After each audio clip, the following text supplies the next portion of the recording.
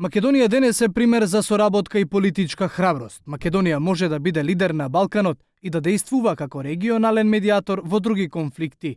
Договорот од Преспа беше тежок компромис за кој беше потребно време и храбро лидерство, а САД ја очекува Македонија како полноправна членка во НАТО под името Република Северна Македонија.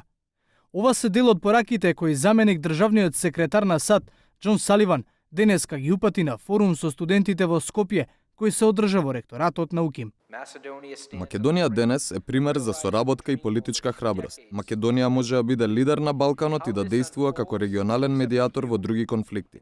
Ние веќе ја гледаме Македонија како го презема делот од товарот за нашата колективна безбедност. Соединетите држави со нетрпение очекуваат наскоро да и посакаат добре дојде на Македонија како наш 30-ти сојузник во НАТО, како Република Северна Македонија.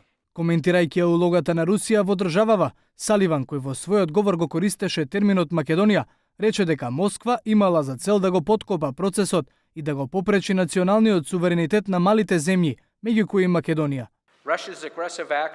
Агресивните действија на Русија имаат за цел да ги поткопаат западните вредности на слобода и демократија. Целта на Русија е да го попречи националниот суверенитет на земјите на своите западни граници.